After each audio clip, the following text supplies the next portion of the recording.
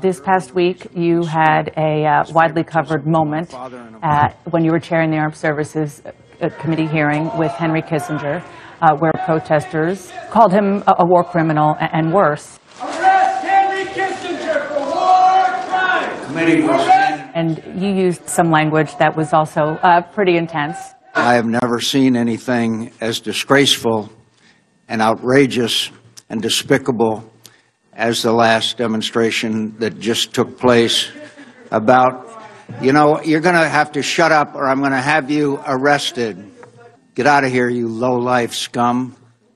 Now that we're past that, past the heat of the moment, did you think that that was the way you would handle it again? Dana, these people were physically threatening Henry Kissinger. I'm used to people popping up at these hearings and yelling, and then they're escorted out. That's at least some version of free speech. These people rushed up. They were right next to Henry Kissinger, waving handcuffs up. He's a 91-year-old man with a broken shoulder who was willing to come down and testify before Congress to give us the benefit of his many years of wisdom. Of course I was outraged, and I am still outraged. It's one thing to stand up and protest. It's something else to physically threaten an individual, particularly an individual who has served so much to his country, whether you agree or not.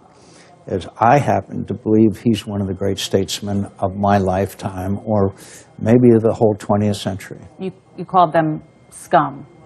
That name calling, you think? I think they're terrible people, okay? I think they're terrible people that would do that to a 91-year-old man with a broken shoulder to physically threaten him.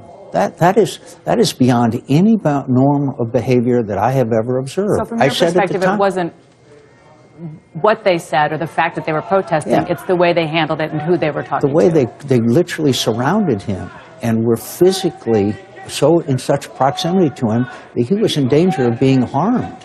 That's what I object to. I don't object to them.